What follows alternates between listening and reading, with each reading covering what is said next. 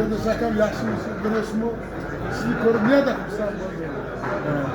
Sizni ko'rib Allohdan so'raymiz, ey Xudovand karim, shu O'zbekistonda sizga o'xshagan hozir sudyalarning soni ko'p bo'lsin deyapman. Mana sizni ko'rganimizga 40 yil bo'ldi. 40 yilga mana yaqin bo'ladi.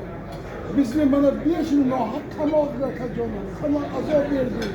Sizlar shu qo'llaringiz bilan bizga nisbatan oqloq hukm chiqarganingizga rahmat deyman. Shu diyalarni o'qitdingiz. Biron joyda biron xiyonat qilgan joyni topdingizmi? Endi u eski gaplar, lekin hech kim o'sha vaqtda haqiqatdan aybi bor bo'lmasa zamon shunaqa tashkil qilingan edi. Ana rahmat. Ashuni ichiga tushib qoldi. Ana rahmat. Endi men nima deyman? Hozir kunga mana bugun Amazon Odilovni 100 yilligini kutayapmiz. Bu sizni ko'rganimga bir baxt deyman.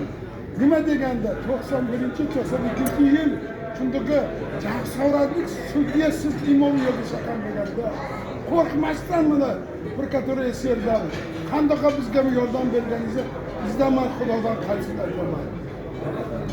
Xudo xolasa hammasi yaxshi bo'ldi, yaxshi bo'ladi, keyingi ishlar ham yaxshi bo'ladi. Ana endi yana bir ajoyib shu xalq bilsinki, biron dunyoning qonunida bormi? 9 oydan ko'p tergov bo'lishgan. Bo'lgan ekan, Sovet davrida.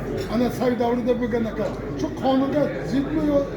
Yo'q, zid emas, 100 marta zid. Ana 100 marta. Ana biz o'tirsak 5 yil o'tirdik. Boyagi gapni davomi. Sizlarga Piranikani anaqasi bilan qamoqni sezayotganda o'sha vaqtda qonun yo'q edi. Yo'q qonunni asosida ular qamoqda o'tirish muddatini va qonuniy uzatib berishdi. Ana rahmat. Shu uchun sizga rahmat, siz haqiqiy aytganingiz shukrona qilamiz. Allohdan yana bu yaxshi kundan so'raymiz. Ey Xudovand karim, sizga o'xshagan adolatparvar so'zlarning soni ko'p bo'lsin. Yo'q 150 ga keladi. Mana Ahmadjon aka 100 ga kirganmiz, siz 150 ga kelib tabriklasha kelaylik. Allohim O'sha odamni boshiga yetib berdik, savoblari hammamizga. Alloh rahmat. Shu